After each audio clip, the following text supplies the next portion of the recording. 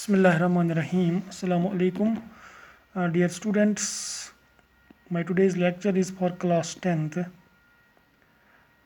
Topic is Darwin's theory of evolution. Charles Robert Darwin gave the theory of evolution in his famous book, The Origin of Species.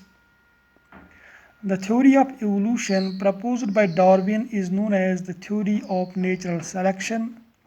This theory is called the theory of natural selection because it suggests that the best adapted organisms are selected by nature to pass on their characteristics to the next generation.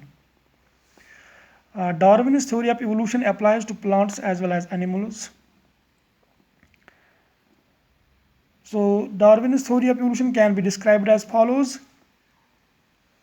First one is, within any population there is natural variation.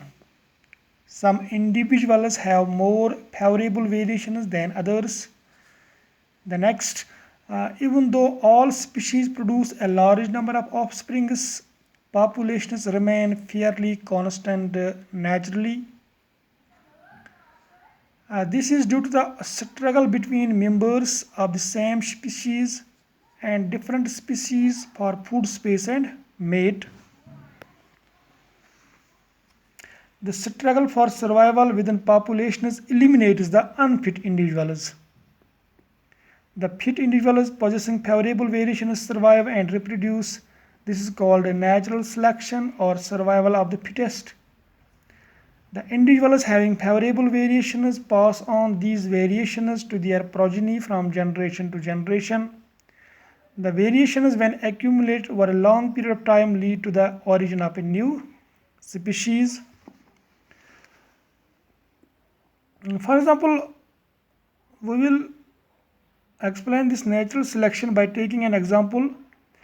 No two animals are exactly alike, so some changes always appear when animals produce their progeny by sexual reproduction. For example, one of the progeny may be tall than the other progeny, thus there may be a variation of height in the progeny. Now the advantage of a long legs to the progeny is that when no food is available on the ground, then this progeny having long legs can reach the leaves on tall trees, eat them as food and survive.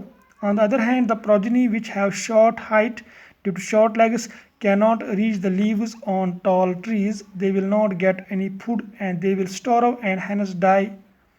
And thus nature has selected the animal with long legs to survive. It is the fittest animal under these circumstances. And now since long legs help in survival, the long-legged animals will live long and enough to produce their offsprings. The offsprings will inherit long legs. So all the future generations will have long-legged animals. In this way, animals having short legs have evolved into animals having long legs due to variation. So this is an example of evolution. The natural selection. Natural selection is the process of evolution of a species whereby characteristics which help individual organisms to survive and reproduce are passed on to their offspring, and those characteristics which do not help are not passed on. So this is natural selection. Then species and speciation. What is species?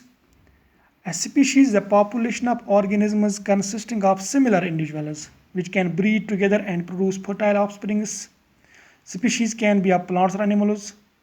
For example, wheat, paddy, sunflower, lotus, mango, neem, humans, tiger, dog, cat, monkey, etc. These are all examples of various types of species. The human beings who look so different from each other in terms of size, color, and looks are said to belong to the same species, Homo sapiens, because they can interbreed to produce fertile offspring, sons and daughters. Now, what is the speciation?